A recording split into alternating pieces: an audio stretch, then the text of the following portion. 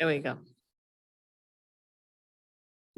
Okay, so the first thing on the agenda here is a presentation on the Fire Training Center. And this evening we have Chief Ernie Rhodes with us, and then Battalion Chief Jason Hildebrandt, who's also the Chief Training Officer for the Central Core cities, which are Brentwood, Maplewood, Richmond Heights, and the city of Clayton. So we have an opportunity to potentially acquire property through a lease for a fire training center and partner with Brentwood and Richmond Heights. And so Chief's going to walk us through that this evening. So Chief Hildebrandt, if you want to.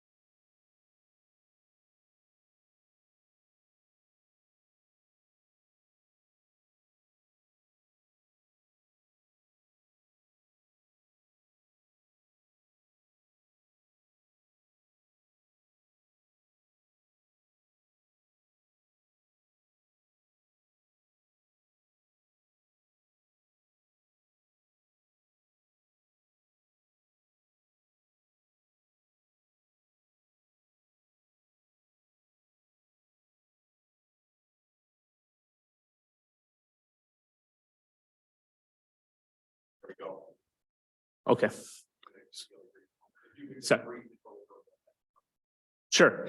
So the fire training facilities, this map identifies where those are currently located in St. Louis County. The locations are listed. The star is where we're proposing, or the piece of property that we would like to build one on in the future. And it is basically on the border of Shrewsbury and Maplewood. This is the proposed property. It's 2.68 acres on Carr Lane Court in Shrewsbury. As you can see, it is bordered by I-44. The new MSD project, that's where it started. The big tunnels dig project, that's where it started in Shrewsbury. The railroad to the west, and then to the south is an industrial complex that the property owner already owns, and she is in complete favor of us being able to utilize her property for a fire training center. This is just a kind of an illustration of what that could look like. It will most likely be one of the shipping container style of training sites or training centers. And for the scope and associated costs, what we're looking to do is create a commission amongst the municipalities of Brentwood, Clayton, and Richmond Heights. That commission would be tasked with leasing the property with a long-term, low-cost lease. We would improve the property for our needs, purchase and construct a fire training center or structure, a restroom facility with an outdoor classroom, and then the ongoing maintenance and management of the training center. The phase one, we're looking to secure the lease or secure the property. It is a zero cost 20-year lease with 3 10-year renewals. The property owner is not looking for any income. What they are looking for us to cover are her property taxes and a very small management fee to her property manager of $3,000 a year. So right now, the annual cost for us would be $18,500 divided between the cities. And then phase two is to construct the fire training center with the live fire training structure, the restroom pavilion. We have an estimated cost of 1.5 million divided amongst the cities. Questions? Discussion? And if you could you explain a little bit about how these containerized fire structures work and exactly how we would train in there? Sure. So the one that we have initially proposed is similar to this. And on the first floor, it would have a clean burn facility. It would be a propane-based burn structure. The second floor would be what we consider a Class A burn room. So it would have the ability to burn just straw and pallets, and which is what we typically train on any of the other fire academies. We included the clean burn or the propane based so that when we do need to, or when we want to perform training and we don't want to produce any smoke, it will be a completely clean burn option for us. Construction of them, they take fairly new containers and they're retrofitted and basically, you know, using like a one trip container, it gets recycled and turned into a structure that we can use. And they're built off site and then just constructed using, you know, a local contractor and crane. About how long will this structure last? What's the life of it? So Since you're setting it on fire on a regular basis. we expect, you know, a 20 to 30 year lifespan without significant refurbish. Then as far as the fire training being critical, the live fire, can you explain for just a minute about how that factors into the city's ISO rating for insurance purposes? And then talk a little bit about just the difficulty getting into those other facilities that already exist in the area. Sure. So relating to ISO, ISO requires that all of our firefighters receive 18 hours of facility-based training a year. So we have somewhere in the ballpark of 4.5 hours per quarter that we need to be off-site and somewhere else in order to train in one of these facilities. If you do not get the facility-based training, the way that ISO calculates your training score, you have to train there first. If you don't get those, if you don't have those hours in and have access to that facility, then they reduce all the kind of the validity of all the rest of the training that you perform throughout the year. So if they require 216 hours of training, 18 of it has to be at a facility or the rest of it gets reduced significantly to about 40% of what that your total number of hours are. Getting access to one of these centers can be challenging. We currently go to West County Fire and EMS. It's about 12 miles from here. And so they have, going back to that map, they had the number 10 on there. So in other words, they're training 10 other fire departments and fire districts at their facility. So we get those days that the 9 days a month, sorry, that's not right, 15 days a month that they're performing training for those other facilities, we get what's left over. And so the days that we book have to be booked a year in advance. So I booked all of 2023 in November of last year. So we've already had one day where weather caused us to have to cancel. We're not going to get really, we won't have an opportunity to rebook that day just because their availability and their schedule. And that's what we run into the majority of the time is we get what's left over. And we're paying $9,600 a year right now to go out. And we get, basically every firefighter gets one afternoon of training or 1 3-hour session of training every quarter. That's kind of currently how we're operating. And so everyone's familiar with ISO as well. That's what determines our rates we pay for insurance. Correct. And our fire department rating plays into the fire insurance portion of your premium. Right. So the more training available, the better. So I mean, the grand scheme of things, that's really what we're trying to do is get access to more training. As you can see here, there aren't a lot of facilities that operate right now within the metro areas. So the thought is that with that excess time that we would have when the 3 cities that own the facility aren't in their training, that we open it up to other entities, and perhaps the revenue we get from that offsets the annual operating expense and some of in the ongoing maintenance for the facility and pay for it that way. So for that lease amount and the upfront capital cost, you basically through those leases that you have, pay the ongoing expenses of being there in the facility. When we have the 2 phases on here, just to let everyone know, I mean, phase 1 is really kind of right away. So this property's there, it's available. We've got a property owner that wants to know whether or not we're willing to go ahead and sign the lease. We can secure the lease and then come back and put the improvement on it, next year, 2 years from now, 3 years from now, whenever the cities get the right fit as far as the improvements we want to make, and come up with the funding structure and the funds to actually construct it.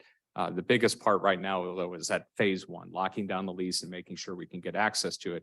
Because for that cost that we have up here for under $20,000 a year to try to rent 3 acres of property for fire training within St. Louis County is very difficult. This is a really unique opportunity where you're just paying property taxes plus a small property management fee, and you're really not paying what you would typically see in a lease. They're not looking for anything more than what they've got into the property. So that's the opportunity in front of us. And I know Chief Hildebrandt's been talking with Richmond Heights and Brentwood's Public Safety Committee, and it will go before those elected bodies as well.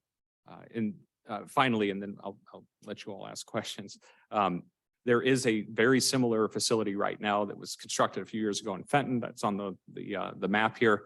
And we are going to send out some opportunities. If you want to go and tour that facility, we'd be happy to take you down there so you can see exactly what we're talking about and looking at. So with that, I'll let you all Okay, ask I'll any just questions that Chief go may have. around. Rich, anything from you? So I take it the other 2 cities are having these same discussions, and we don't go forward without everybody saying yes? Correct. I was at Brentwood's Public Safety Commission meeting last week. They voted to make the recommendation to move the project forward to their board of aldermen. It will be at their board meeting next Monday. And Richmond Heights, I believe, is having this similar discussion meeting next Monday night as well. But correct, it will require Brentwood's Board of Aldermen to pass a resolution. And then it will be on our, assuming to be on our Board of Aldermen meeting and Richmond Heights, the following meeting thereafter. Okay. And the cost would be divided. I'm just looking at the 20-year lease, and you said the structure has about a 20-year lifespan. I mean, at the end of 20 years, you have another won't be 1.5 because you're putting in facilities. So it's probably something less than that for just to redo the structure. Correct, but it should not require a full replacement or full reconstruction. Obviously, the containers that are most proximal to, because there's certain areas that will be reinforced and enhanced to withstand the temperatures of the fire training. So those will obviously take the greatest brunt of the thermal impact and thermal damage. So those would have to be probably replaced in 20 to 30 years, but the rest of the structure may not require, a full replacement. Okay, thanks. Good questions. Ira, do you have any questions or comments on this?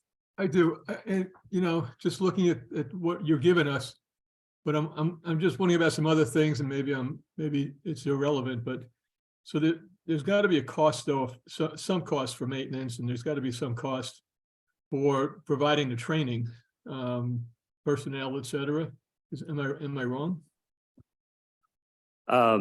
So you are correct. There is an operating expense, and we have kind of already budgeted that.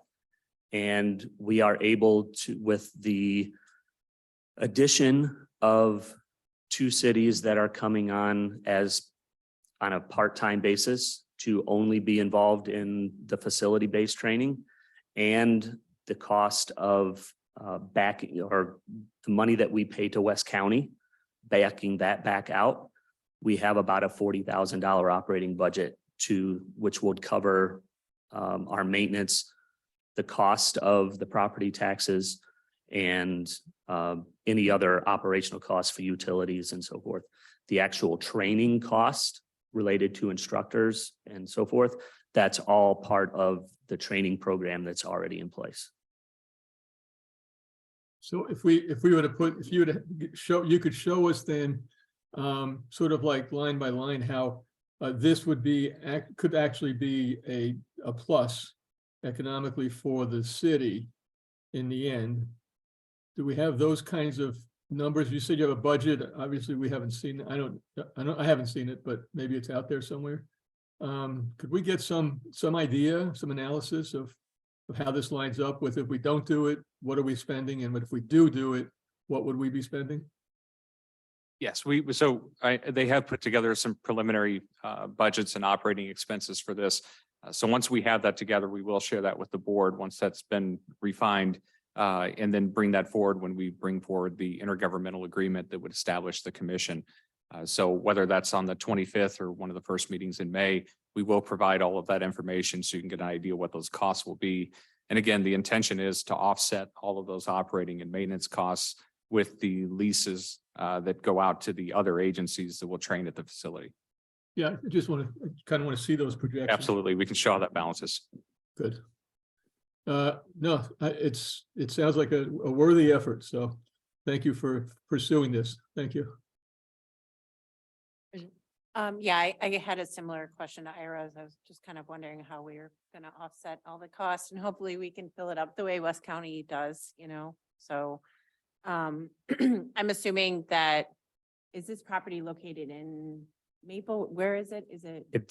It is in Shrewsbury, literally. I mean, I can walk into Maplewood, but it is inside And the I'm city of assuming the Shrewsbury. neighborhoods around Shrewsbury are aware of this and willing to So, allow, you know what I mean? I don't know exactly. so there are no, it doesn't look like residential- there's neighborhoods yeah, around it, but there's, the city of Shrewsbury knows we're going to put a fire training center in the middle of their city. right. So like I said, Shrewsbury, I think I had mentioned it, Shrewsbury joined us on a part-time basis in January. Okay.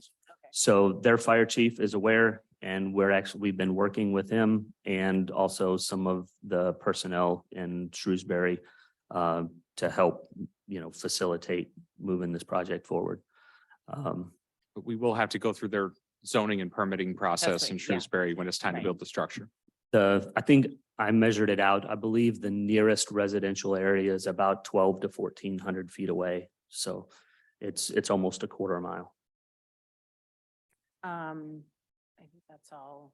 And then I'm assuming it sounds like as training goes up, our insurance costs might go down. Is that the hope? And is that, That's part of, we know we can at least check that box that we have training. If we can provide more training, I don't know how big of a benefit that is, or if it knocks you up to the next level for ISO rating. But the biggest thing for us is the ability to train when we want to train with the other partner agencies that we have. So Chief may be able to talk a little more about ISO, but Right, so this, actually ISO, you hit it, you were correct on your analysis. So ISO, if we lose a training center, then we lose our points. And currently, we're working really hard at the city to try to get a class 1. We're hopeful, but we'll wait and see. Right now, we have a class 2, which is, it doesn't impact your residential insurance fees. A class 4 does, and those are the best rates for residential. But when you get to 321, it really starts to impact your industrial commercial, which we have a ton of commercial, which is a big benefit for our corporations and business leaders. If we lose access to West County because they're so busy, then we will get sanctioned for those points that were there. It'll be harder for us to get towards that 1. Also too, this training center is more than just fire. It is rescue. I mean, we'll do rope rescue off of it. We'll do building collapse rescue in it. And that training ground facilitates urban search and rescue training. Like we can build a rubble pile that simulates a collapsed building, which is a big deal. So it's like a multi-purpose training center. And also too, it builds resilience into our training center. If we lose this training center, then we've capped our training capability. And here's a great example. By using the West County Training Center, we've increased performance on task by 30%. And that's with all our partners. Now that's a big deal, right? That's a big, real interoperability number that we can say our combined training consortium, our group, is making a difference, not only in the safety of our citizens, but they're being really aggressive and effective, extending the line or extending the ladder or ventilating the structure or doing a search. So this also has a lot of resilience built into the future of fire training for really the central core. well, and I don't doubt the benefits of it, but Yeah. I think, as you know, we are deficit spending. So it's just, you know, Absolutely. I feel like I. You're really doing your due require diligence. this. So Yeah. I don't doubt that it would be fantastic and that you guys, I don't doubt that. Yeah. I just am concerned about the cost. course, So course. was there any thought to adding in another full-time city to defray the cost a little bit more? Or is it just because this kind of 3 cities is that? yeah, we have a 4th partner in the central core. They weren't interested at this point in time in moving forward with the fire training facility. So it would just be the 3 of us. But we thought it was important that the cities that own and operate this facility are part of that training group, full members of that training group. So at this point in time, it would just be the 3 of us. The 4th had declined, just I think more due to budgetary reasons than anything else. And just so you know, from a budget standpoint, you know, those the lease for the property, we'd probably charge to operating, but as far as building the improvements on that property, that would come from the capital fund, which is healthy at this point in time. So from an operating expense standpoint, if we can get those outside leases to offset our operating costs, then we really shouldn't have, you know, a hit to the general fund with this facility there. Okay, good. Susan, anything? Yeah, most stuff has been hit on. It sounds like a pretty tremendous opportunity and a need. But obviously the budget is always an issue. So just to clarify, so the 3 full-time cities, everyone, it's a 1/3, 1/3, 1/3, and then the set-offs from the, okay. And then, I mean, I guess the bottom line question that everyone's asking, I think is coming is, you know, what is the net impact on the budget when you set off the costs we're already paying and things like that?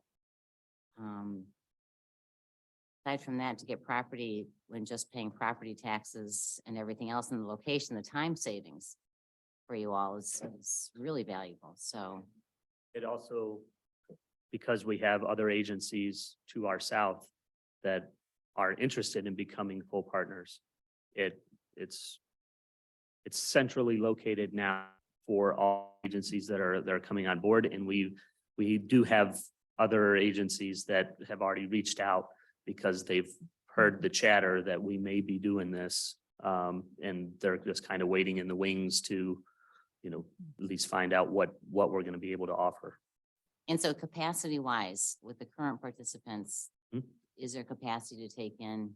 Absolutely. more We've already built that out as well. We have the ability basically to take on almost double what we're currently going to be providing. So we will utilize it basically at a minimum of 50%. And the rest of that time, we have the ability to potentially lease it out or bring additional members in and utilize it.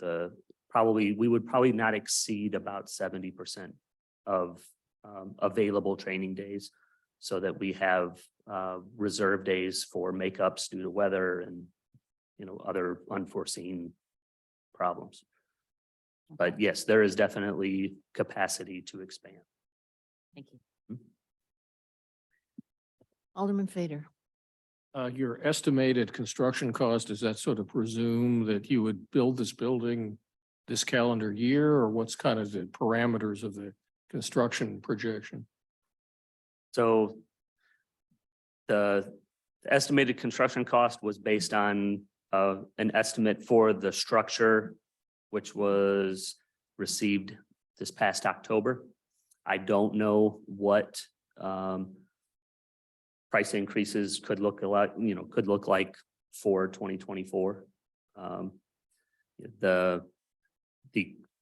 The current lead time on the structures is approximately 14 months. So once a contract, or we have a budgetary, we have a commission and a budget set, then, we'll be coming back to get current quotes. I'm assuming from what David said, the main purpose here is to tee this up, to lease the property. And then at some point, if it's 2 years from now, when you want to construct a facility and it's now $2.5 million or $3 million, that the board hasn't necessarily agreed to that figure. It's really more to get the project going, and at some point you'd be back to us with what the actual construction costs are going to be. That's right. We're really not locked into constructing anything. We're just looking to set up the commission at this point and to get the property under contract to lease it.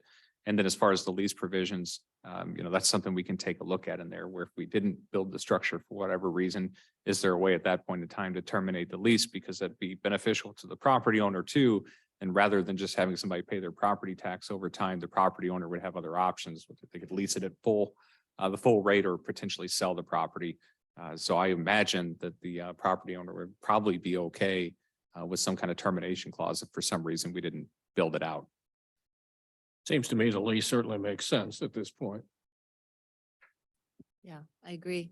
I think every question has been asked. Thank you for, you have one more. I do have one more. Oh, sorry. And it was, I guess, as we were talking about the real purpose of a training, we were all focused on the cost, but the real purpose is training. And, Correct. And it benefits our team to have this. I think did you say there's been a 30% increase just training? Chief Rhodes did, but we've been timing and measuring performance Right. For the past year.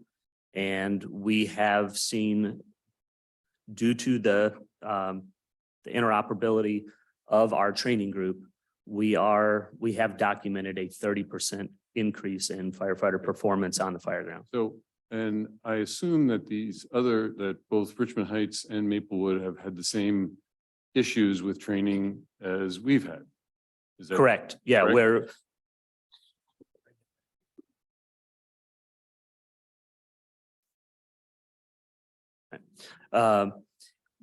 That's correct. Everybody is, because prior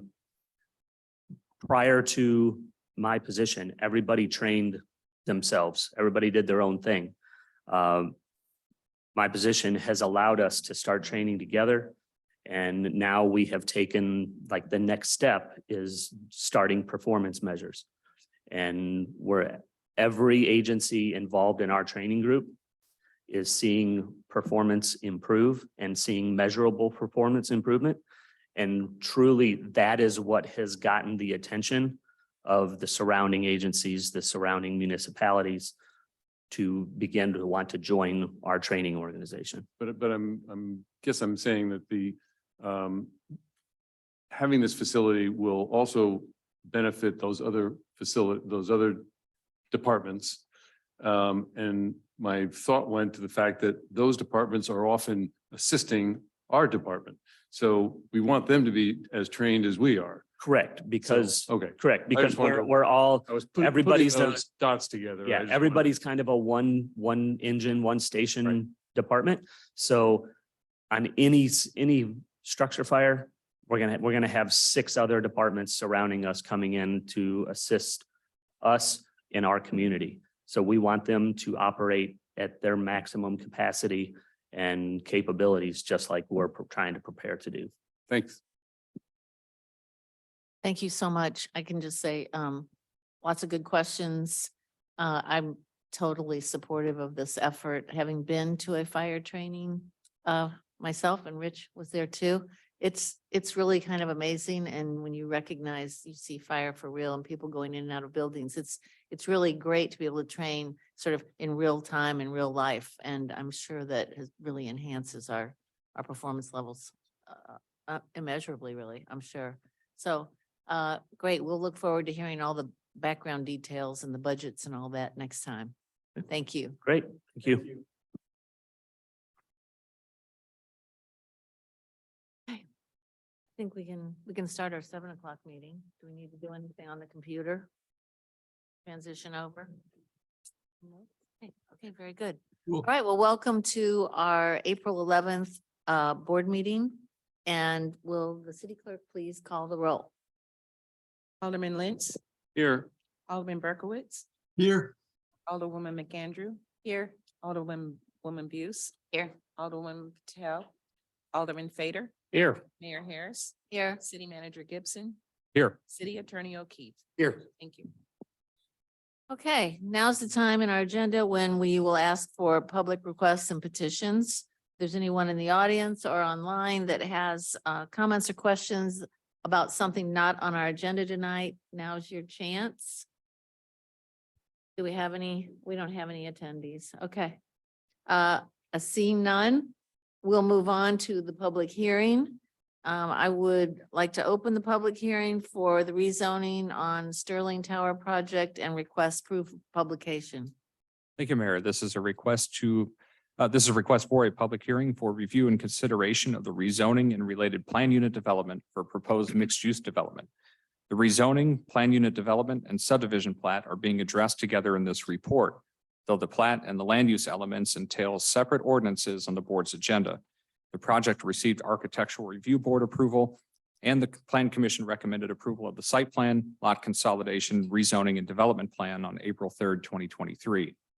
The 39,921 square foot site includes 3 parcels located at the northeast corner of the intersection of South Beamiston Avenue and Carondelet Avenue. The properties have a zoning designation of High Density Commercial District, or HDC. The site is currently improved with office buildings ranging in height from 2 stories to 8 stories. The proposed project consists of the demolition of the existing buildings, widening of the existing east-west alley, and the construction of a 24-story mixed-use building with office, retail, apartment, and parking uses. The proposed development includes construction of 254 apartments, 11,300 square feet of office, approximately 1,100 square feet of retail, 4,000 square feet of first floor financial institution, and 341 parking spaces. Off-street parking is provided for the uses in an attached parking garage. The building will total 460,000 square feet. The total height of the new structure is measured from the average existing grade to the top of the flat roof is 280 feet. Access to the parking garage is proposed off of Carondelet Avenue. Pedestrian access to the retail space and residential entrance is located along South Beamiston Avenue. The main entrance to the bank service area is at the southwestern corner, adjacent to the intersection. City standard streetscape will be installed along the project limits on South Beaviston Avenue and Carondelet Avenue. A pocket park is located along the east side of the building. The loading dock and service area is proposed along the north side of the building with access from the alley. The proposed project includes modifications to the public right-of-way. The existing alley will be widened to provide the necessary 24-foot width to support safe use and function. The subject properties and proposed development meet the minimum requirements for a mixed-use PUD. Staff and the Plan Commission are of the opinion that the development contains a reasonable ratio of commercial and residential uses. A PUD must provide public benefits to the surrounding neighborhoods and to the city above and beyond what can reasonably be achieved by application of the zoning provisions of the original zoning district. The Board of Aldermen may approve alternatives to the zoning regulations, subdivision regulations, or design standards applicable to the property proposed to be rezoned to a PUD in exchange for developer-provided public benefit. All PUDs shall provide at least one public benefit or combination of public benefits that total at least 10 points beyond those additional points required for any desired code alternatives, even if no code alternatives are requested. After the minimum 10 points are achieved, the developer shall provide a public benefit or combination of public benefits totaling at least 5 points for each code alternative requested. The project seeks relief from certain development standards that are set forth in the current HDC zoning district. The total number of public benefit points required to be achieved as a result of the requested modifications for the project is 30. While each PUD in the city is different and should be reviewed individually, there should also be some level of consistency in how similar features are reviewed and scored.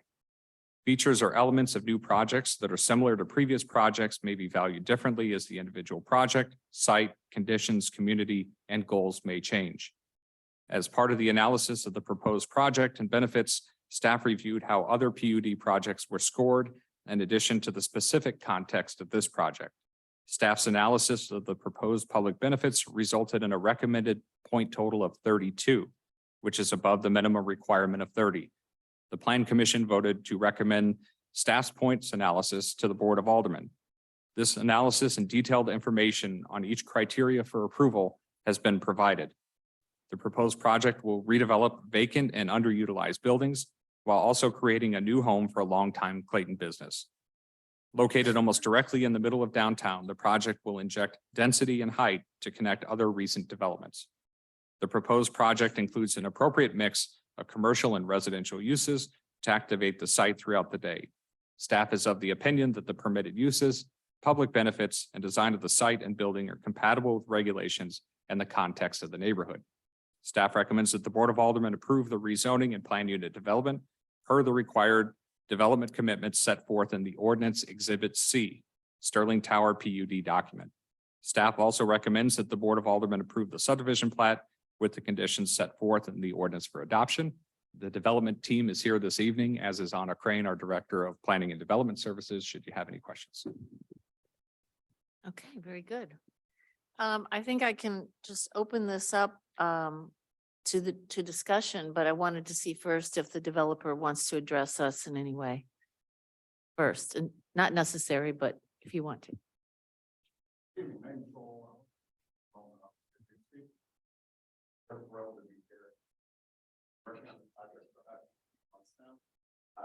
We're extremely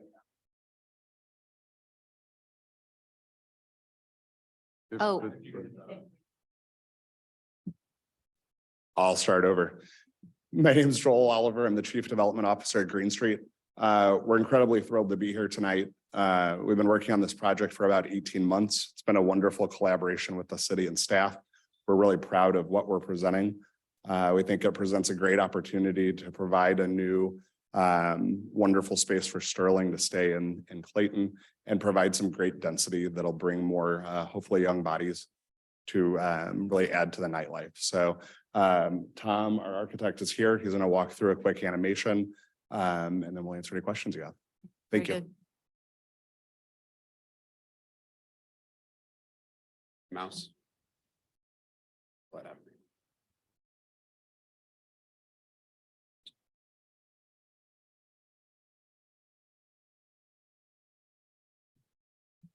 See if I can get this working.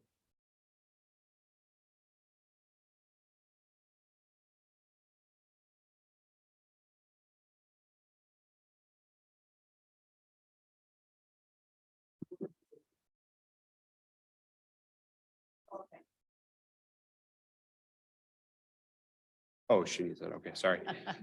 Sorry, Tom Young, representing Green Street and HCA Architects on the design of the project. So like Joel said, I'm going to pull up an animation that just kind of will kind of hone in on the site and give some of the context, and then we'll talk. There's an animation that'll walk around the perimeter. Okay.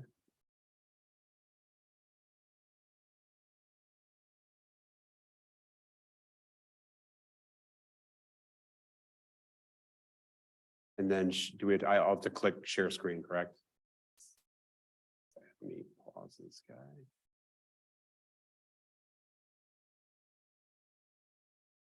That would be appreciated.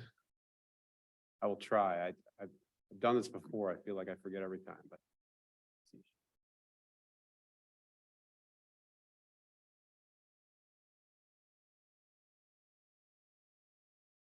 Yeah, you can close that out. Yeah. Okay. So to start off, we're just kind of starting off with the existing context. So this project occurs at the corner of Carondelet and Beamiston. So this is a bird's eye view from the southwest. So our partner on the project, Sterling Banks, at the existing southwest corner along Beamiston. The existing Clayton Tower project and the Natalie Gale building is just to the west of the recently reclad Centene Garage. City county or the county parking lot just to the west, the Justice Center just to the southwest, and the Clayton Plaza Hotel just to the south. So this is a view of some of the context. So Louis, the alley, and the garage entry for Sterling Bank to the north. A view from the southwest, the existing Sterling Bank, Clayton Tower, and some of the landmark towers in the background. In the lower left-hand corner, Clayton Tower, Natalie Gale building with garage access. And then as we pan right to the right, that same building with another garage access location and the Centene Garage just to the east. As we move on to a bird's eye from the southeast, this will set up a view for what we're proposing. So again, Beamiston on the west end, Carondelet, the site's dropping approximately 13 foot from that southwestern corner to the southeastern corner. And you'll see that in our massing. So what you'll see now is what we're proposing, which is a 24-story mixed-use development. There's 254 apartments on levels 3 through 24. There's roughly 11,000 square feet of office on the second level along Beamiston, and that's for our Sterling Bank partner, longtime tenant of Clayton. And then there's 5,500 square foot of retail on level 1 at the southwestern corner and along Beamiston. So part of that will be Sterling Bank's retail location, as well as a small cafe tenant for the community and also for our tenant. And then there's a 348, actually, I'm going to pull back here just a second. Or you're driving. So this is viewing from that southwest corner. You can see Sterling Bank's retail location located right on the corner of Beamiston and Carondelet. As we pan around to the west, that second floor is their corporate headquarters with residential occurring above. Mid-block, we will have the residential entry. Right now, we're just showing some generic signage, but there'll be branding above that. We're showing a white masonry pilaster with some masonry detailing that will be highlighted with and washed with lighting from above. And you'll see here in a second, there's an overhang for an architectural trellis or profile piece. So one thing that we've done here is the property line occurs right at the edge of the paving. So we've pushed that in approximately 36 inches. So we plan to have plantings along that. We've shown a representative image in this animation, but there's a landscape plan associated with the submittal. At each retail location, we've recessed it in to give some additional depth and experience to the pedestrian as they work their way south on Beamiston. So a shift in materials, architectural feature, and then signage and branding up above. So that would be the location for the small cafe. As we continue down, we have punched openings, like I said, with some white masonry. They'll be washed with lighting from above in the evenings. This would be the location for the apartment entry and lobby. Again, some branding signage above with some secondary architectural features. And we really played down those entrances because we wanted to focus on Sterling's entry at the corner, really is kind of the primary retail feature. So that'll be recessed and there'll be some architectural detailing with some of their branding in the floor below, and then some visual interest up above with that consistent kind of wood material throughout the project. As we look up above, there's also patterns of some linear white frit that's pulling down some of the balcony lines from the apartment tower above. As we move our way, and this is where we drop about 13 foot along Crondelet. And the important thing to note is there was existing 3 curb cuts on this property for all the uses, and we've consolidated that down to 1 curb cut at the low end of the site at the southeast corner to access the garage. So as we work our way down along Crondelet to the east, we've introduced some vegetation at the base of the building just to soften things. There's a recess space that will be activated by Sterling Banks. They'll have events, and they'll have basically a social space in the interior of their program that'll spill out onto that, but it also helps break up that wall of architecture. So just some subtle details that will make the pedestrian experience a little more interesting. As we move to the east, we've located our garage on the east end of the site, again, contextually next to Centene's recently repainted garage. So, and then we created that iconic marker at the corner of Bemiston and Crondelet with the residential tower. So program wise, that was our concept. At the base of the garage here, we're going to have basically a lighting installation with a recessed landscape planter bench area. This is the access for the garage for the Sterling tenants. There'll be some public parking there as well. And then all the residential private parking up above level 1. So as we turn, one thing that we did through the process with the ARB is, and one thing that came up as we dove a little bit closer to the site was there's an existing plumbing easement on the east end of the site. The previous project or the existing building is built over that easement, but we weren't allowed to build over it. So we had to push our building approximately 14 foot off our property line, and then Centene's garage is approximately 10 to 11 feet off the other side. So what we proposed as a public amenity was to create a small little pocket park that could be amenity for our tenants, but also just for Clayton residents. So there'll be little breakout places for lunch and seating and so on, and a dog walk for the tenants at the rear end of the site or the rear end of the access. So the other thing is we left it continuous and open at the end. That's the alley just on the other side of some of these scale figures. And the idea being that if there is a future development in the future, we could potentially connect with that. And then just also for security's sake, that there's multiple access egress points for anyone that's circulating through the park. Another part of that was we're required to have a rating on the first floor of our property, which basically be a concrete block wall, but we're going to commission an artist that'd be approved by your council to come in and put together a concept. So right now, this is just an illustration, just to say there'll be some kind of mural painted on those facades. And then up above, we've clad our garage in a screen material that wraps on the east facade and then also along that northern alley facade. But the primary facade along Crondelet is clad in the same glass that will be clad on the tower above. So we wanted to make it look like it was of the same family and architecture of the tower, and that it could stand alone as its own piece of architecture. So again, parking consolidated down to 1 curb cut at the low end of the site. This is where, we're talking about having this kind of illuminated art piece that's got a composition, and at night could be an interesting way to activate the street and also just illuminate it and keep it safe. And as we continue west up towards the Crondelet and Beamson corner, you can see the Sterling Bank retail location up here on your right-hand side. Again, that recess with some metal detailing, and there's a significant, 30-inch architectural brow projection up above just to add to depth and make that experience for the pedestrian a little more interesting.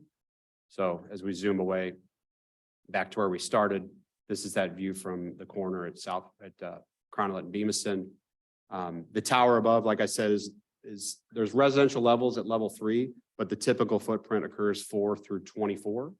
And there's, I can't remember the number of balconies per floor, 1, 2, 3, 4, 5, 6, 7, 8 balconies per floor. So a lot of recesses. That was one, an expensive detail, but something we thought was critical to help break up the mass of the tower above, and just have an amenity for the apartment tenants. So that's the animation. So I'll sit down, and then if there's questions, we can Yeah, sure. hop back into it.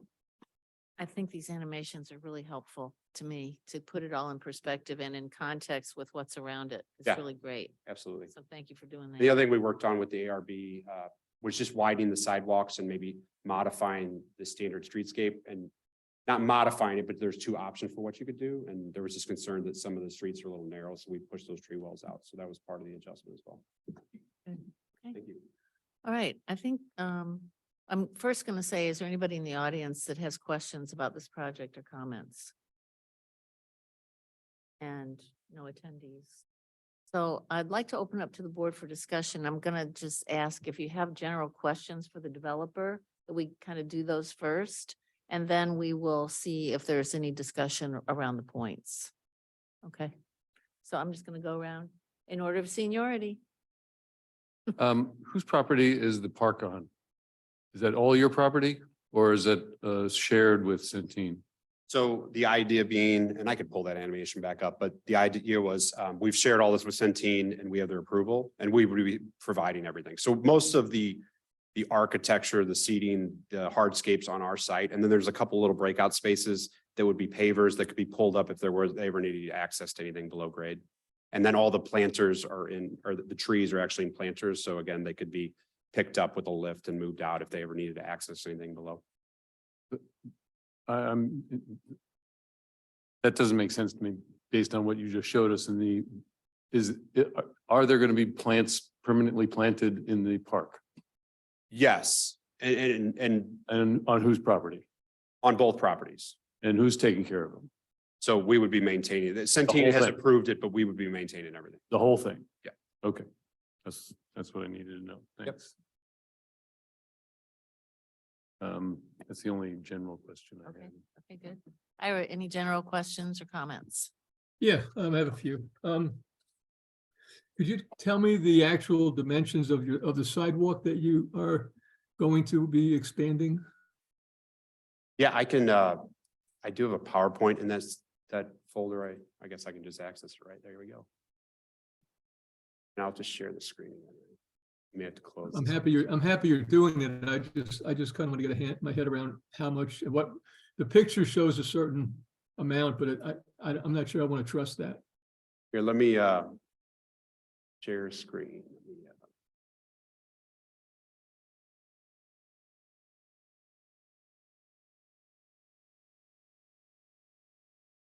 That working? Can you see the PowerPoint? Okay. So the width is a 12 foot 3 inches. Yeah, so actually, if I flip down. Sorry, I'm trying to get back to. And we had a whole study, and that's an additional slide deck of, we walked all the way down to the corner of Quran led all the way at the far end of the east, and there was recently improvements made with all the Centene recent modifications to recladding that office building and repainting the garage. But what they had dimension wise between their planter edge and the edge of the masonry of the tree well was 5 foot. And we basically said there's two options for your tree well scenarios, which is we could either bump it out and you could have this continuous masonry band, which is an additional 1'8". So it would take that 6'8" down to that same 5 foot that's standard in other locations. Right. And at the ARB, it seemed that this was the preference, was there's two options. We'd rather have the wider sidewalks. So Right. Okay. I think I have a view of along Beamiston and, oh, here's Is those it- views. Is it the same on Beamiston? Yeah, sorry, there's like a lag here. So you can kind of see this is the existing Sterling Bank. Mhm. This is that secondary tree well option. So we just maintain that along Beamiston. And you can see that's 9'8" on this side. If I flip to my next slide, so we're maintaining that same 9'8", except there's basically an additional 36 inches of volume that you don't have with the current scenario and some landscape just to soften the edge of that building. So this, we're keeping the same, but improving it. If I go to that next slide. So this is that view I was just talking about, that's a little bit further down, the existing Centene garage that was just repainted. You can see that landscape edge there. From that line to that line is 5 foot. And you can see that 1'8" continuous masonry piece that occurs along the curb edge. And we brought it up to ARB to say, we're happy to do either scenario here. It's just, we're either gonna match what was recently approved down the street and make that sidewalk 5 foot, or we can bump it out like it is on along Beamiston and get the 6'8". So it's a long-winded response, but there was a lot of research put into that. I understand. No, appreciate you need to let us know Yeah. your process. So did it look like on Beamiston, you had actually a 15-foot wide from building to curb? Let me. So this is Right. current, yeah, 15 foot from the building to the curb Right, line. And this is a little confusing because I flipped the view that was based tied to the animation. Sure. So we still have that 15 foot from here over to the edge of the sidewalk, but then we have another 36 inches of planter where currently there's just a facade of a building right at this edge. okay. Are you planning on having any restaurants or anyone take over in retail on the ground floor? So we're thinking that a small, like, I believe it's 1,700 square feet cafe that would be in this location. There's so much program that needs to get kind of packed into this first floor. And with Sterling being our partner on this one, they wanted their retail location, which is focused on the corner. We basically had to get all our other transformers, fire command centers, everything else, core for the apartment tower, Sterling wanted their own elevators. So it's like, we packed in everything we could. And we even pushed a lot of the residential amenities up to the 4th floor to free the space up to get a retail tenant in there. Mhm. Okay, and then can you tell me what the dimensions of the pocket park are? Yeah, let me flip down to that slide. So basically this line, and hopefully you can see my screen, that's the line of the property. And our building's roughly 13 to 14 foot just to the west of that. So let's say 13 and a half feet. And then their building's 11 foot off of that. So 24, 25 feet width from garage to garage. And then we really try to kind of keep a central access point and use landscape barriers up against just to soften the base of those garage. And we also just wanted the park to be open just for security's sake. Mhm. And you said you're gonna have kind of a dog park back there? Is that is that gonna be for the residents of your development, or is that also open to other people? I believe it's just for the residents, and I don't know if that is through liability or how that works, but the idea being there could just be a place out there that they could, use the facilities and then, go on a dog walk, but that's basically what it's for. All right, so that's not part of the pocket park as long as you're gonna be using it only for residents, Yeah, correct? it's fenced in with a door access from kind of like, there's a core that comes down through the project and then there's a hallway that circulates over here. There's also a dog wash area back in the base of the garage behind that painted concrete brick wall. I shared the animation. Mhm. Okay, and then one last question. So for the garages, from the street, could you see inside the garages and see the cars? Is that, how visible are the cars that are gonna be in the garage? How visible are they from the street? So from the street, they won't be visible at all. The alley is open, but the alley has these perforated screens. And it's not dissimilar from like Forsyth Point that just occurred, like where they wrap the screen material. Our building actually wraps. So our glass is actually wrapping down the alley for the full width of the tower. And then that also came up through the ARB is there was some preference to have some cladding at the alley until some project gets built maybe just north of us. But that's what we're showing is this same screening material that you see up above. So the idea being the first level, yes, would be a masonry wall that gets painted with a mural, but up above, there'd be some cars that you could see. But from the primary streets, no, you would not see cars. Do you have a mural in mind for that wall? The way we went through the ARB process, similar to other projects that we worked on you all with, we basically, I think we got an average of 3 points, and then we'll work with the Arts Commission to make sure everyone's on board with what we're proposing. That's it. Thank you. Yep. Very good. Bridget, your turn. I don't have any questions. You've been right through now. all these Yeah. questions I already. asked Tom As a lot our of questions liaison already. to ARB. Alderwoman Buse. Yeah, I'll pick up where Ira left off on the pocket park. So who can access that if it's between the, I mean, I know it's open to the public. But Yeah, it's one just end- open and we have overhead lighting. We got permission from Centene to actually, I mean, it would all be powered from our facility, but we are anchoring to their project. So we'll span that with some nice lighting you can kind of see in this precedent image up above. But the idea being it's highly illuminated in the evening hours, to be maintained by our staff. But it is open and the larger openings along Crondelet here, but there's a smaller access. One, we're showing some plantings just to screen what is an alley, but the idea being if there's a future development just to the north of us, the alley, it'd be nice to have some connection through. And with the plantings and everything, I know there was some discussion in materials we were given on permeability. What all are you using in there? Is it just the planting areas on the So- spaces or? What we're currently showing is permeable pavers. Okay, So you can see some of that patterning. And this is what I was talking about on Centene site, like this is our property line. So we're putting the larger scale trees in boxes so that we can relocate them in case they need to get below grade. And then all the smaller scale plants would be planted with the thought that they could just be removed if they really needed to. And then there's these little breakout seating areas with pavers that could also be pulled up if needed. and the other question I had is something that hasn't been touched on yet, and I think it's appropriate for now versus with the points.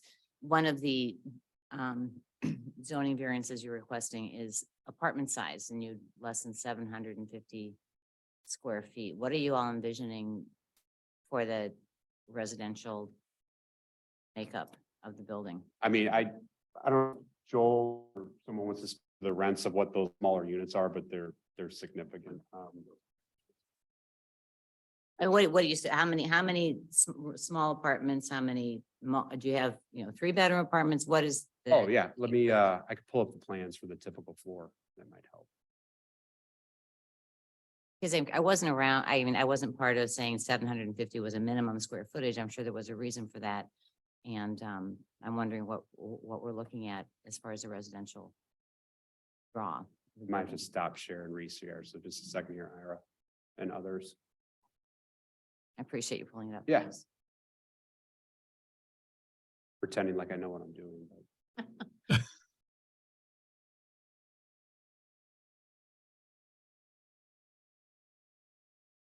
that's that lower level garage plan as we work our way up.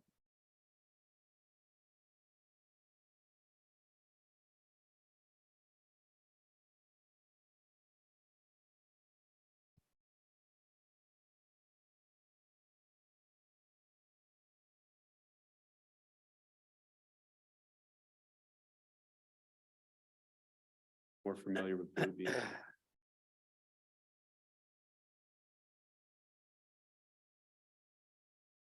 Yeah, you drive for a second. Oh, okay, thank you, sir.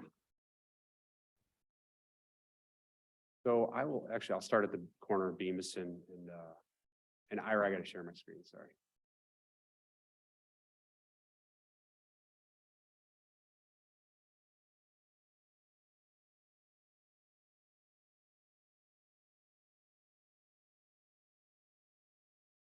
So at the southwest corner of Bemis and Crondelet. So I believe there's 2 bedrooms and plus balconies on every corner. A junior bedroom, which is basically just, it's not a studio, it's just the bedroom isn't on the exterior wall, and that has to do with like structural layouts and how much you can actually get on that exterior wall. So a junior 1 bedroom, a full 1 bed without a balcony. We'll keep moving up.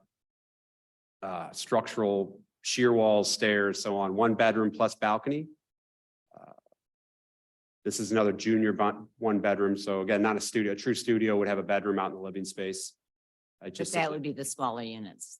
Would be at Correct. the under 750. Yeah, so the junior 1 bedrooms, these other 1 bedrooms with balconies and so on. Sorry, it's kind of lagging behind on me here, but and then as we move our way to the north end of the building, it's another 2 bedroom plus balcony, 2 bedroom plus balcony. So on the ends, okay. So I don't, there are no real true studios. They're marketed as junior 1 beds. Okay, and then the only other question, in these developments, have you ever looked at any type of rent sensitivity or affordable housing in any of the developments like this, or this is something that you all talked about?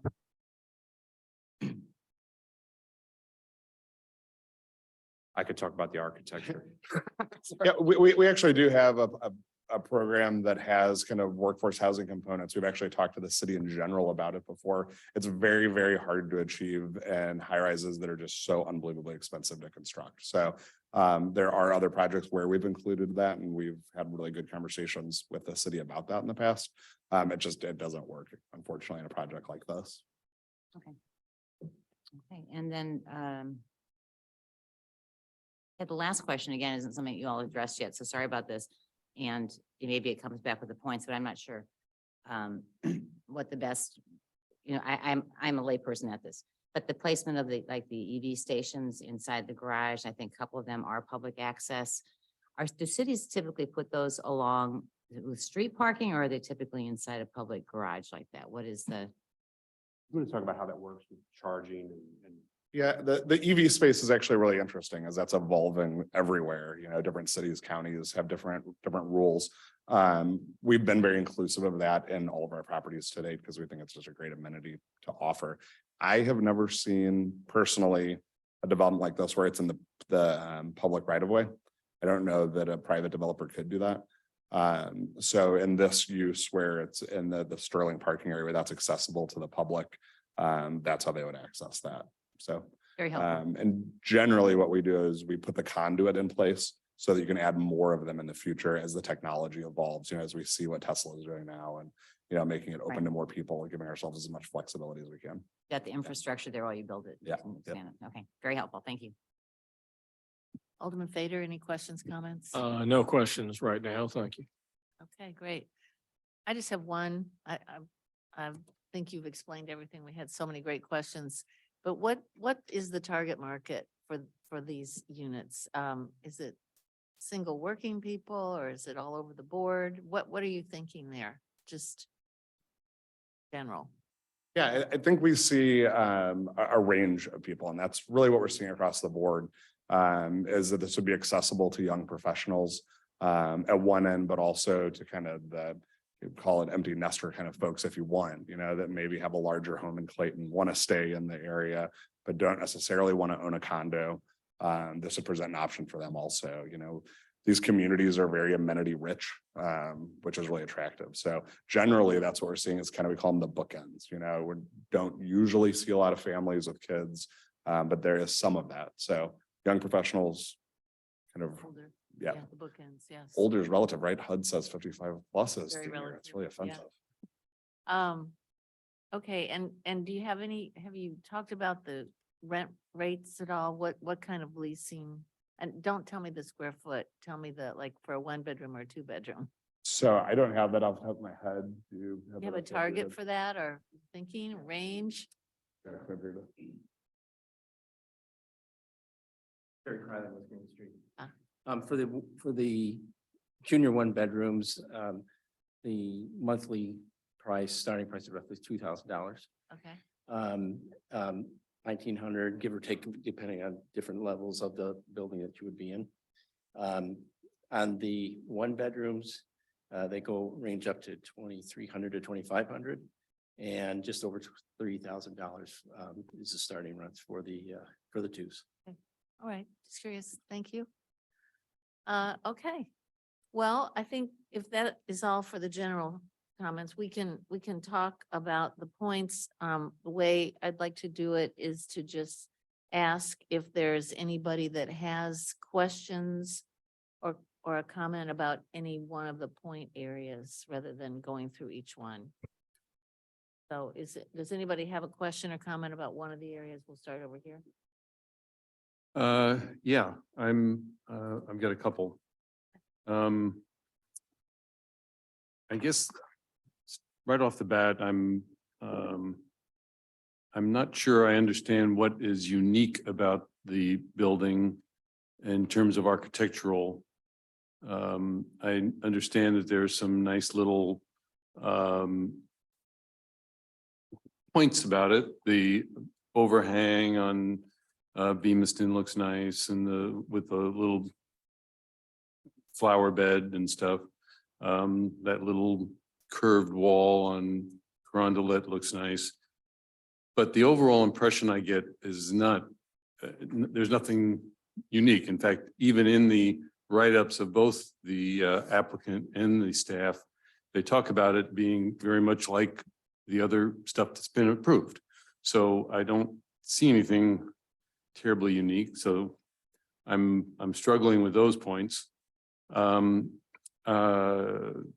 There are some other ones that I think the discussion about recycled materials on the sustainability portion, it's just 1 point each. I'm not going to quibble over it, but I don't understand it. And I would really need more detail to get to feel comfortable with any points for that.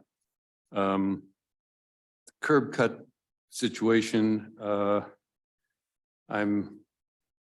just don't know that you have a project. The project is basically one garage. So it's not like the project is coming out and saying, gee, we really worked hard to get just one curb to bring it down to one curb cut. I mean, that's what the project is. There's one curb cut, there's one garage. So I don't understand that, why that is a benefit per se, but and then the other one was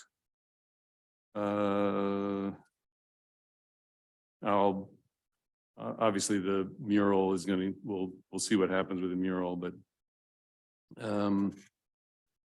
just the fact that it's residential, I don't know that in and of itself is a benefit. I mean, I don't know. I just don't, I don't understand that in terms of our point system.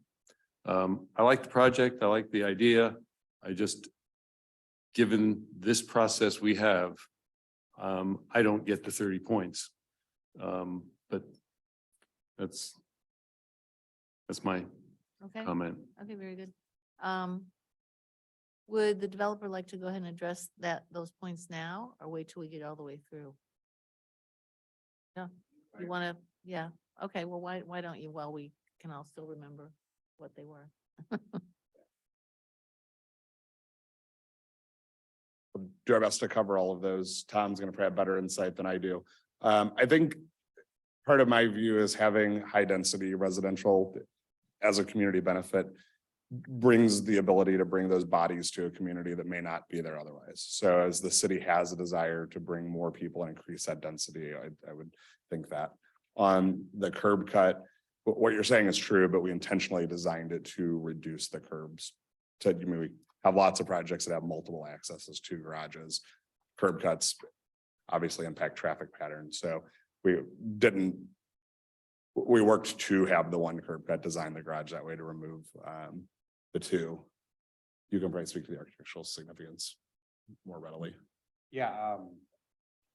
So, I mean, we started this project roughly 18 months ago and have been designing kind of back and forth, not only through the entitlement process, but also with pricing this thing. And the reality is there's certain rents you can get in this market, and there's certain materials we can clad this building in. We think we've clad it in like the richest material we could. We want it to be a Class A property, and it's being constructed in St. Louis, and its construction costs are high. So what we've struggled with is just trying to get something that pencils, and after 18 months, this is the option. And through the ARB, we're excited about. We think it's going to be a great project.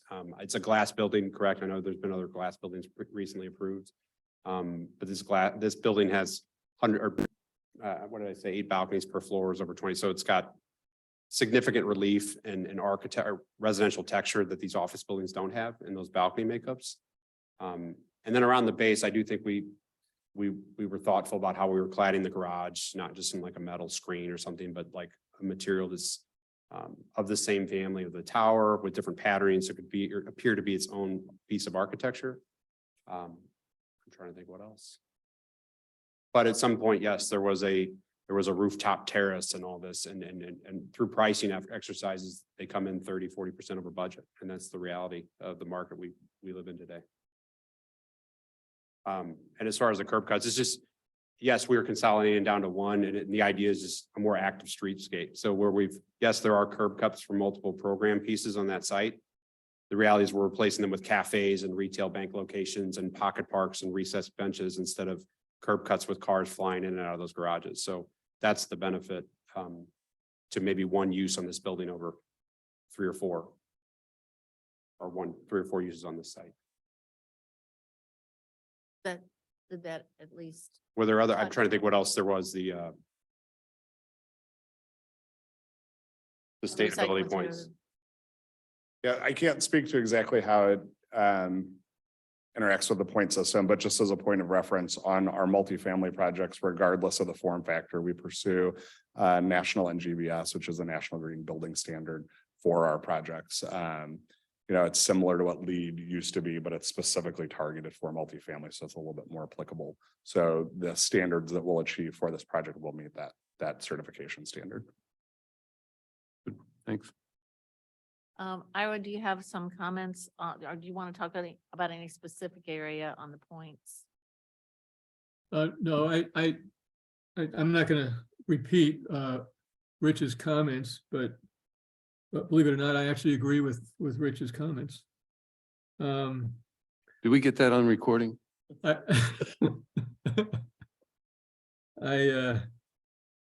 yeah, I mean, I have an issue, I have a problem with the design. I certainly don't think it deserves the points that it's got.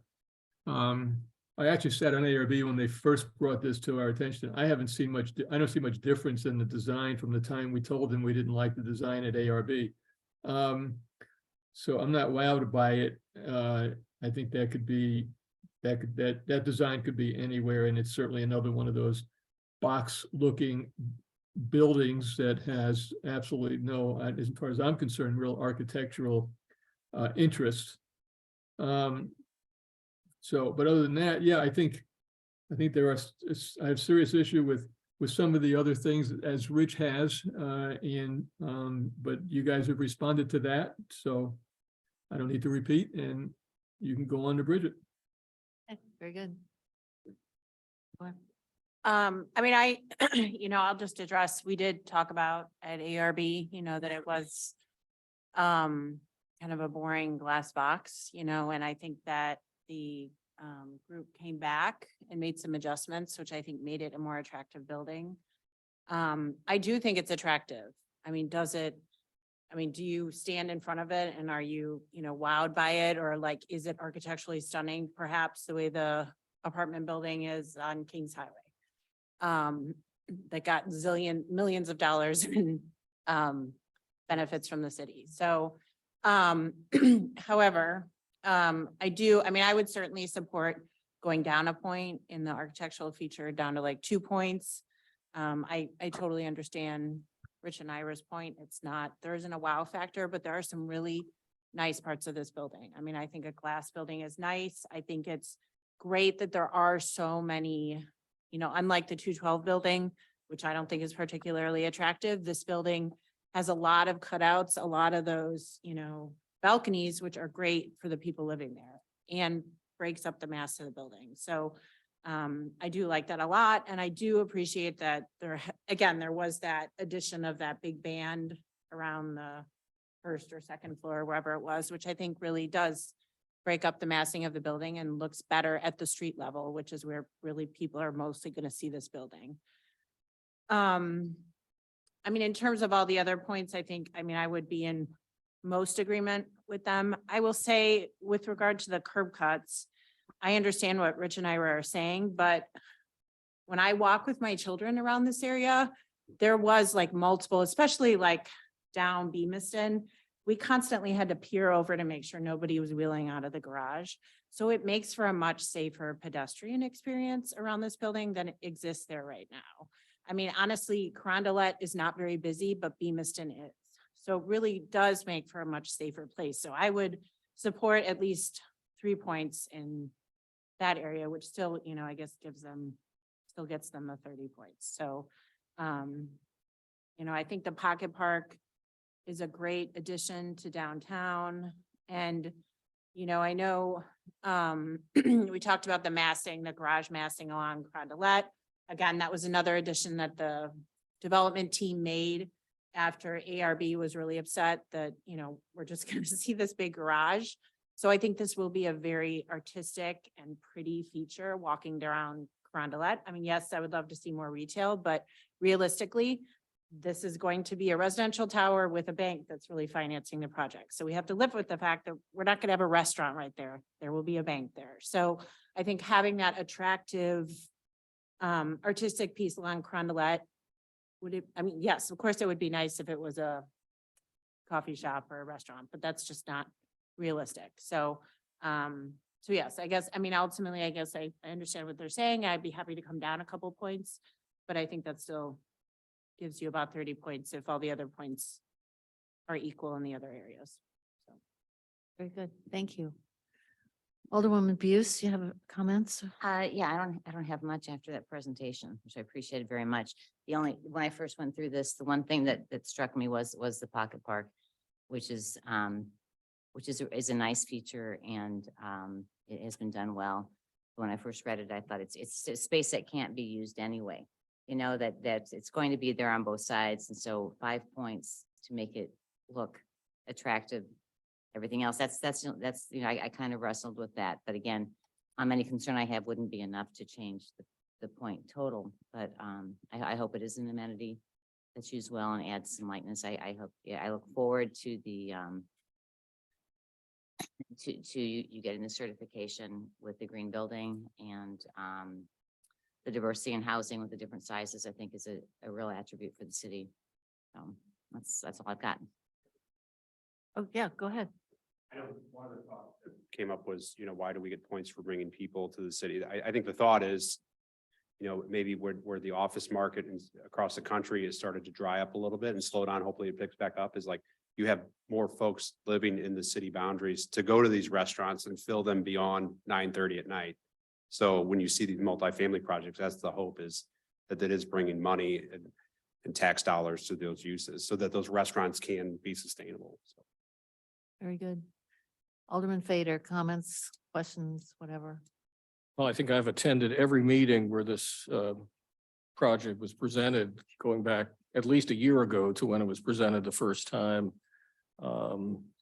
And I think the developer has made, you know, tremendous strides in responding to the staff and the Plan Commission, ARB.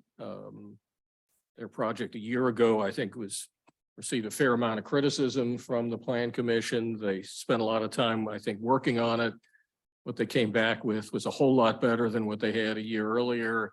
And then I think a month ago or 5 or 6 weeks ago, they had a presentation and again received some criticism on different aspects and came back and again, I think made some significant changes, including to the architecture. I think some of the notches in the building didn't exist previously. So I think a lot of the project has changed for the better. And my general thought is the PUD system is obviously subjective and difficult to apply. And my attitude is that, especially on architecture, but more generally, when our staff spends endless hours and the ARB spends 2 or 3 hours at various meetings going back and forth with the developer, at least in my own mind, that makes their final tally of points at least presumptively correct. It doesn't mean we should rubber stamp it just because the ARB said it should be 32 points, but I also think we have to recognize there are numerous architects on the ARB in contrast with this body, for example. So I think we need to give credit where credit is due. I wouldn't start nitpicking going from 32 to 31. I believe the staff worked hard on this. ARB did as well. As far as the public benefit, as I think it's already been addressed, you know, I think the city 10 or 12 years ago made a commitment to having more people in downtown. That was the whole idea, you know, bring more people, you know, and so again, the developer didn't necessarily have to do apartments. They could have done something else. So I think there's a true public benefit in that. So I give credit for what they've done. I give credit to the staff and the ARB for working this project over during the course of a year. And as far as I'm concerned, I would leave the 32 points exactly where they are. And I think it's going to be a great project. Well, good. I think, I would just comment that I understand and agree with many of the points brought out here. And I really want to compliment the board on all your questions earlier because I think you had some really, really good pertinent questions. I myself, I like the project. I don't have a problem with the architecture. I know we have other glass buildings, but I feel like we'll probably have more glass buildings. I mean, as we talked earlier, these things kind of go in cycles, but in terms of why we are appreciating the fact that this is residential, it marries up with our master plan. Our master plan states that we want to have more residential in downtown to support our retail and even get even more retail. Also, recently, we just went through a big analysis with a company called H3 about another part of the downtown area, but there was a big emphasis on widening the sidewalks if we ever could. And also on fewer curb cuts and fewer garage entrances where pedestrians are going to be walking. And I see those things reflected in these plans, and I really appreciate them because not all developers have decided to adhere to those recommendations. So I wouldn't follow my sword over a point for architecture, but I wouldn't want to take away any other points personally. So if we want to talk about that, I think we're kind of at a point where we could vote. But do we want to discuss as a group notching the architecture down 1 point?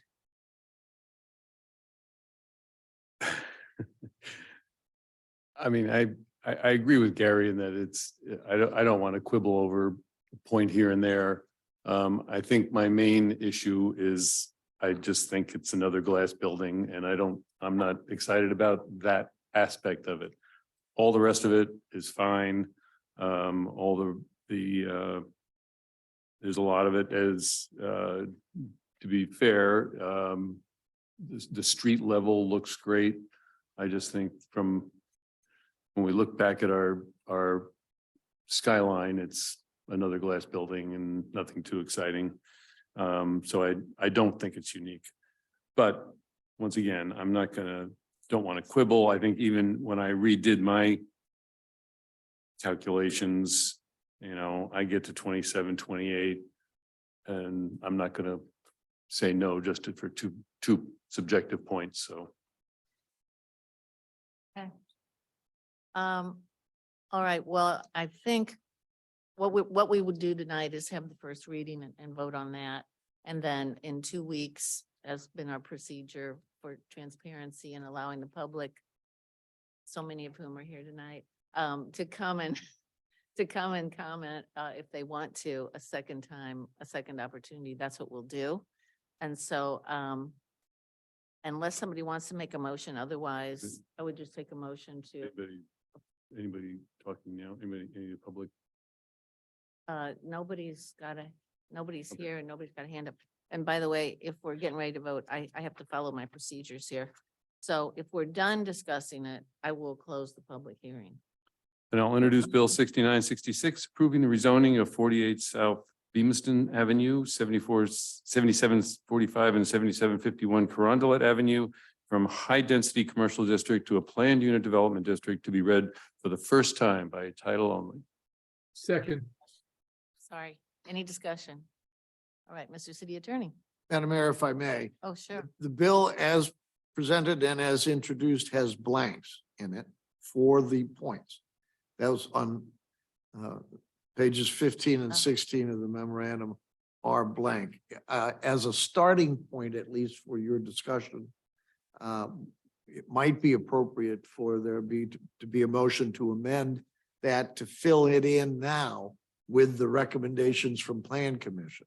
And then on your second reading, if there is debate about any given one of them, you have a place in the bill where you can make that adjustment. So Okay, very if good. that pleases the board, a motion to amend the bill by the points recommended by the Plan Commission, which I believe Mr. Gibson can recite for us. And Yes, and that would be 5 points for architecture, or I'm sorry, 3 points for architecture, which is 405-1380B1.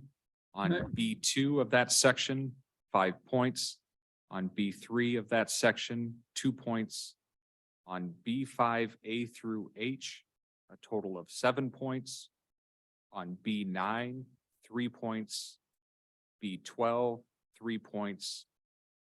And B16 would be 6, 7, 8 points for a total of 32 points. So 4 for the reduction of curb cuts, 2 for the density, 1 for the public dog run, and 2 for the EV charging stations for public use. I'll move to amend the bill to include the points as staff as read by the city manager. And Yeah, second. Can I do a clarification real quickly? yeah, It's not a public dog run. It is not. Okay, that's how it is on the developer Right. So it requested points. must be public It wasn't access. the I answer. misspoke. It's accessible. It's not like a locked gate, so Not like- I misspoke. okay, very good. Better, There is a gate on the plan, so. yeah, can't let the dogs out. Okay, so it's been amended and now we can just have a voice vote it's not been or roll call. read. It's amended, but it's Okay. not been read. Oh, that's true. So it is So it hasn't, we haven't voted on the amendment We yet. have to vote on the amendment. correct, though. excuse me. That's what I Thank you. meant. Okay, so a voice vote on the amendment? You're getting the hang of this, right? Voice vote on the amendment? Okay, so it's been amended, it's been seconded. All those in favor? Aye. Any Aye. opposed? Okay, great. Now, we can move forward with the, Do I have to read it again? No, sir. Bill number 6966, first reading.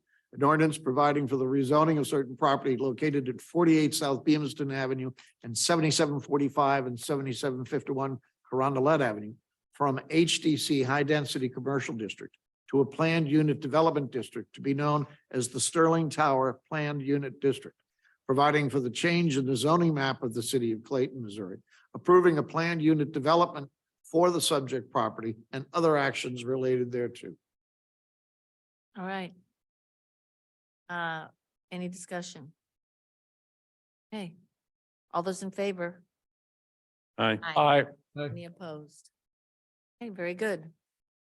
Okay, so we've had the first reading and we'll do the second one in 2 weeks and go at it again. Thanks. We have your other bills. We still have your lot consolidation if you want to stick around for that. You're anxious to get out of here for some reason.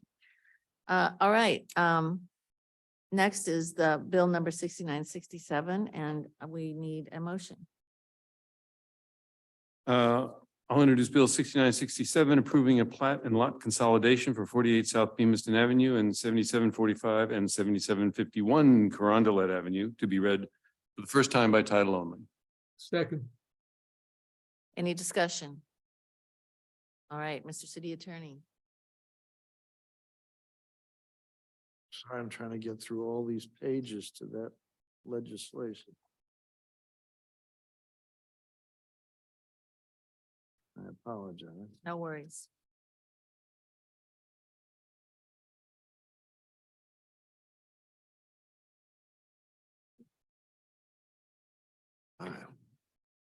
Thank you. Bill number 6967, first reading, an ordinance providing for the approval of a plat to consolidate certain property known as 48 South Beamiston Avenue and 7745 and 7751 Carondelet Avenue in the city of Clayton, Missouri. All those in favor? Aye. Any opposed? Okay, very good. So moved. that, I'm sorry. Um, No, we're gonna just read the, Just- I'm sorry, we're just gonna do this as a first reading as well. Why don't we do a second reading on the lot consolidation? I think, we don't want to do the second reading? not- on the not lot gonna be- consolidation? I believe I do not What wish do we to do? speak for the applicant, but I don't think they necessarily want the lots consolidated if the plan is not approved. Okay. We'll do all Okay. that the next Yep. time around.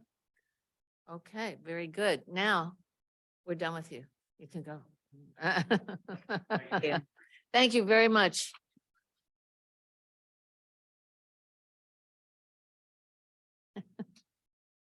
Oh, boy. Okay, moving on, we have our consent agenda, Mr. City Manager. Just one item on there. We just need a motion for approval. I'll move to approve the consent agenda, the item listed. Second, Alderman Lynch, Aye. Alderman Berkowitz, aye. Alderwoman McAndrew. Aye. Alderwoman Buse, Aye. Alderman Fader, Aye. Mayor Harris. Aye. Thank you. Okay, now we're ready for the city manager's report. Yes, the Board of Aldermen included funds in fiscal year 2023 budget for consulting services to help guide the city through the process of developing a new comprehensive plan. The last citywide planning effort of this type was completed in 1975. The comprehensive plan will touch on many aspects of the community to develop a vision for 20 years from now. The plan will focus on land use and development with aspects of transportation, sustainability, economic development, and equity planning. On December 14th, 2022, the city issued a request for proposals for comprehensive planning services. Submittals were received by staff on February 1st, 2023, and reviewed by a selection committee comprised of representatives from the Plan Commission, the city manager, Director of Economic Development, Director of Public Works, and members of the Planning and Development Services Department. Interviews were held at the end of February. The selection committee completed evaluations and met to discuss the submittals and interviews. The insight, questions, and feedback from the resident members were very helpful, and we would like to thank them for volunteering their time to assist with this process. Completion of a comprehensive plan will require expertise and guidance from the consultant on multiple aspects, including community engagement, land use and zoning, infrastructure and transportation, smart city technology, and sustainability and equity. The committee felt that the team comprised of PGAV, WSP, and Key Strategies Group was best suited to handle this task while bringing fresh perspectives to the process and design. PGAV has provided a scope to meet the plan requirements as identified in the RFP. The scope of work will involve multiple layers of community engagement and analysis. The project is expected to take 12 to 15 months to complete. The proposed base fee to complete the work is $278,000, with an additional $6,000 estimated for reimbursable expenses. The city's budget is $300,000 for this project. Staff recommends that the Board of Aldermen approve the ordinance authorizing the execution of a contract with PGAV planners to complete a comprehensive plan. And we do have Adam Jones with PGAV here this evening. If you could come up and just introduce yourself, that would be great. Oh, good evening. Adam Jones, PGAV Planners, 200 North Broadway. Green Street was thrilled to be here. I'm thrilled to be here. So I appreciate, we're excited to get to work, excited to give you all something that I think fits your community. And again, we thank you very much for being able to be of service to the city. Very good. Anybody have questions for this gentleman right now? Okay, very good. Thank you. Okay, so any other discussion about this? All right, Alderman Lentz. I'll introduce Bill 6968 to approve a contract with PGAV planners for consulting services for the comprehensive plan to be read for the first time by title only. Second, Any discussion? Mr. City Attorney. Bill number 6968, first reading, an ordinance approving a contract with PGAV planners for consulting services to develop a comprehensive plan. All those in favor? Aye. aye. Any opposed? All right, I'll move the board give unanimous consent to consideration for adoption of Bill 6968 on the day of its introduction. Second, all those in favor? Aye. Aye. Any Aye. opposed?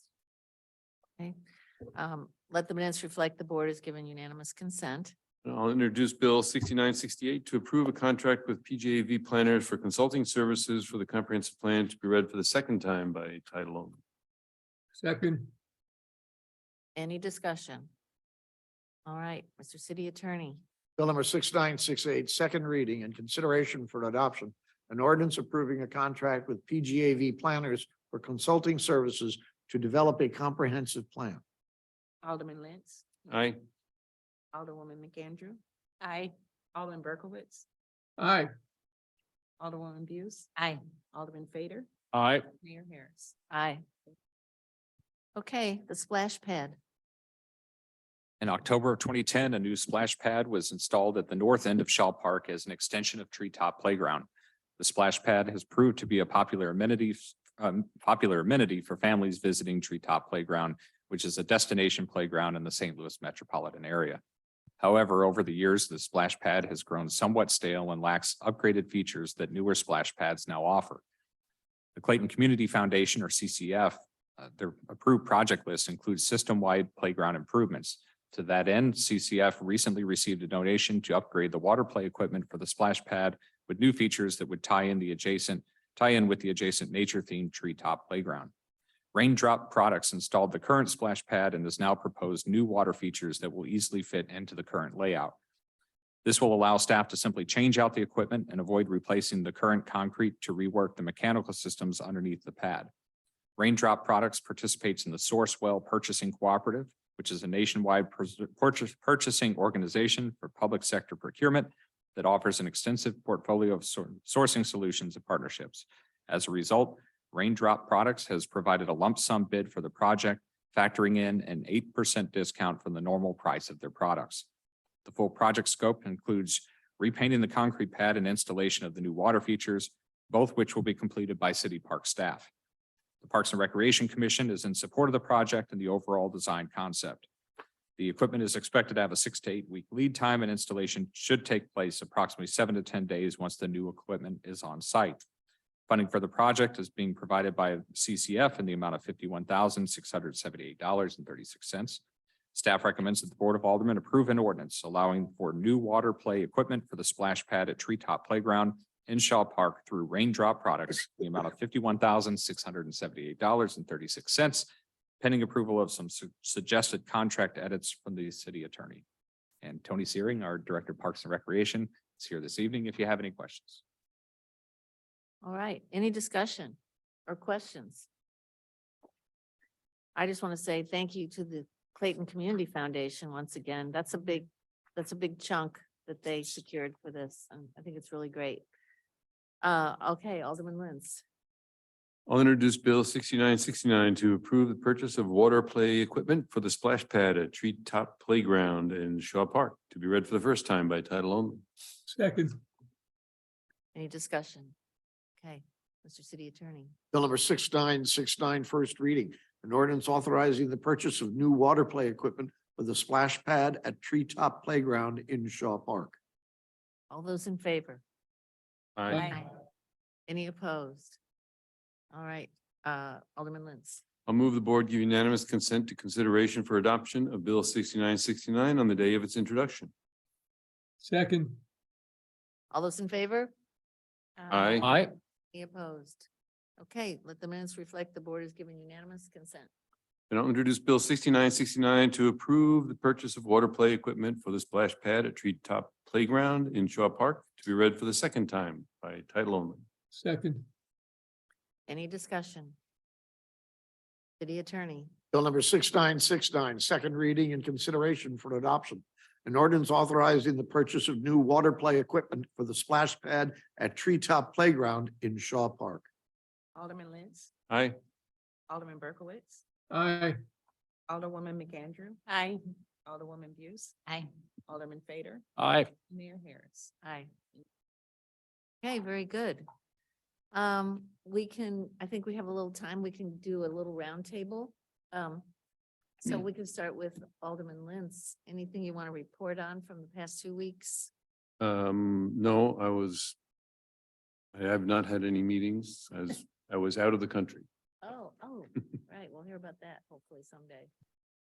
Okay, Alderman Berkowitz. Yeah, there was a Parks and Rec meeting.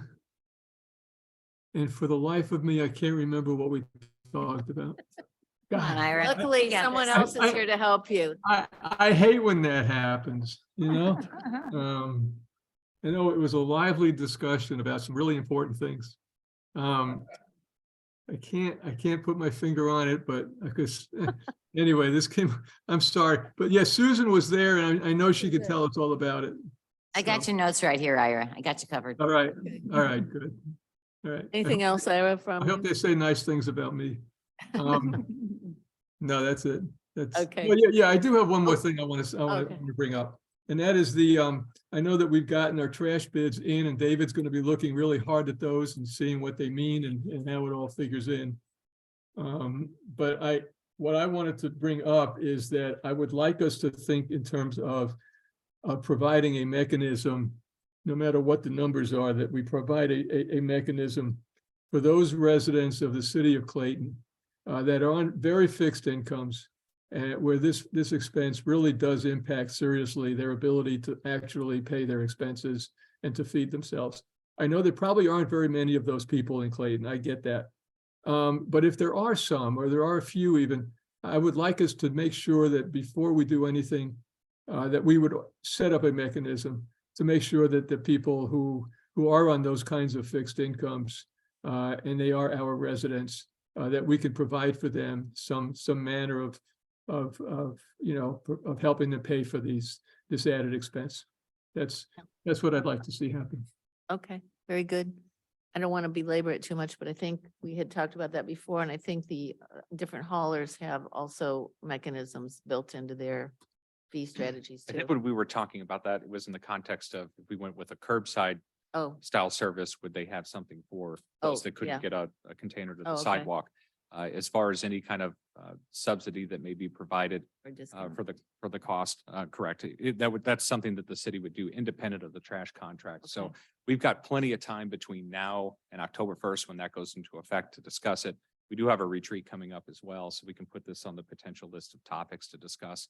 But we could do that completely independent, whether it be a refund, and that's what you see in a lot of places, if they have any kind of discount available for certain residents. So there's some different things we can explore with that and discuss it a little bit. We've got 6 months or so to figure it out. Yeah, great.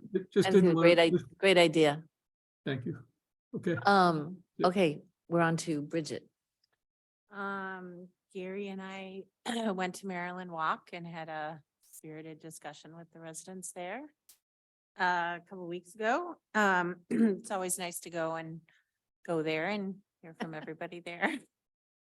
I also attended our Cardinals home opener and I just want to say kudos to the staff.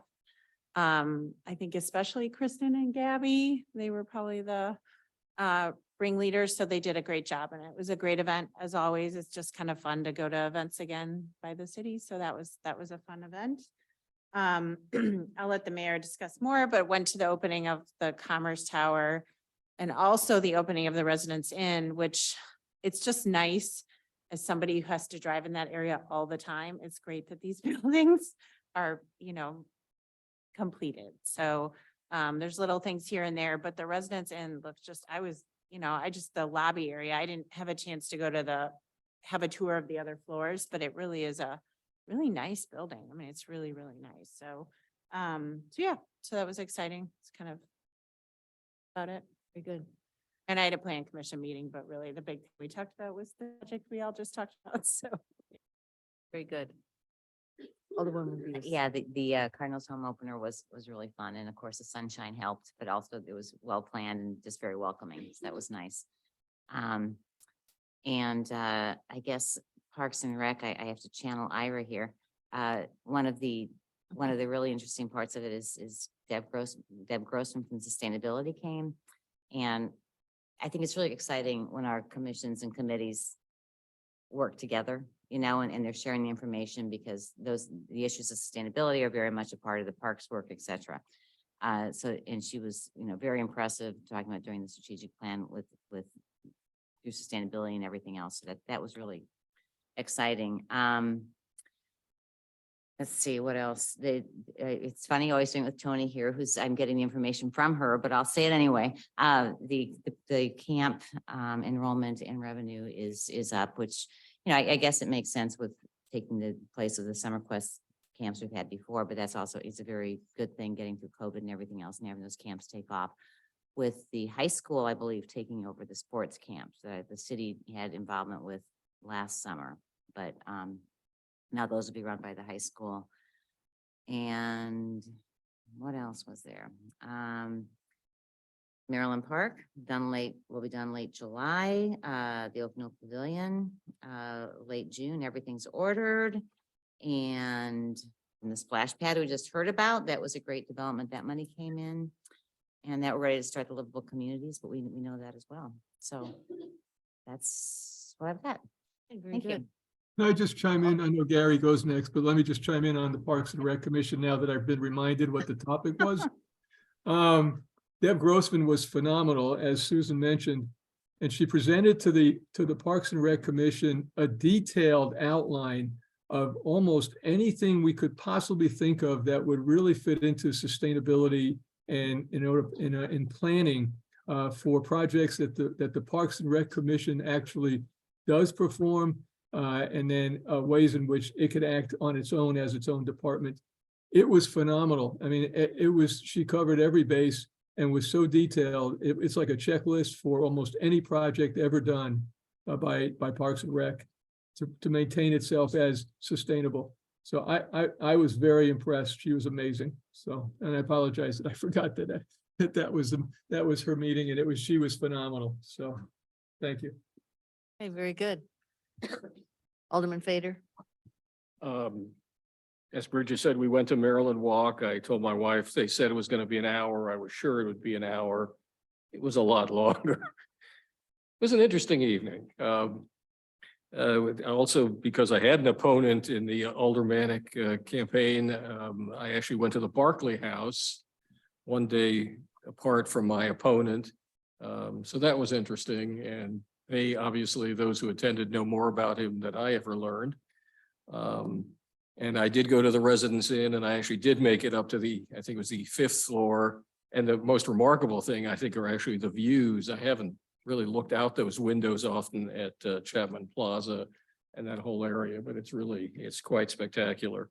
And then a week ago, I was watching the election results roll in, and I mean that sort of facetiously. It's a very long and slow process, but fortunately it was a good result. And so I'm glad to be back on board here for a few more years. Thanks. Very good.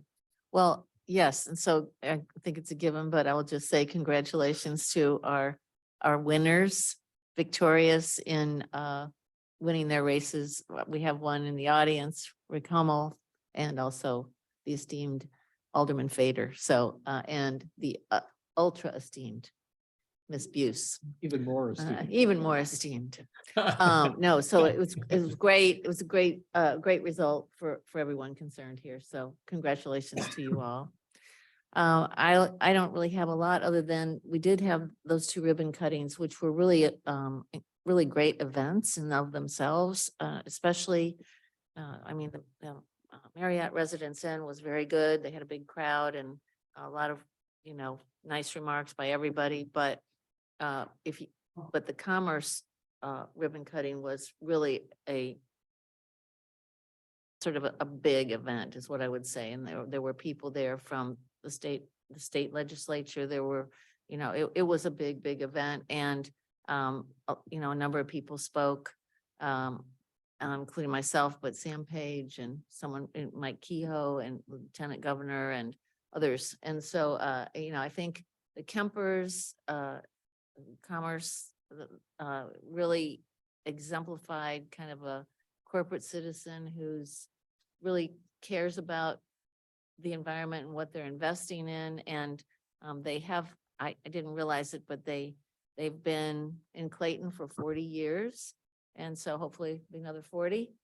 They did just an amazing job on the lobby.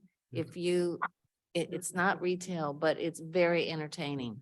So if you definitely need to go in their lobby, and actually you can see from the street this amazing sort of virtual vista that is a piece of art in there. It's incredible. So I just can't say enough about, how much we are lucky to have these 2 new structures and the sort of the inhabitants therein are really great for Clayton.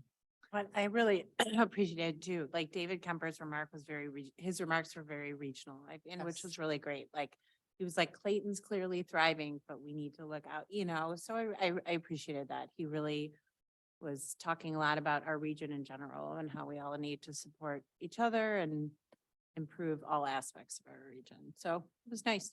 Right, and you know, he've said it, but they've put their money where their mouth is there with greater STL, et cetera. So anyway, we're lucky to have such players among us and that's all I have. Okay, all right, then I need a motion to adjourn. I'll move to adjourn. Second. All those in favor? Aye. Aye. Any opposed? Okay, very good.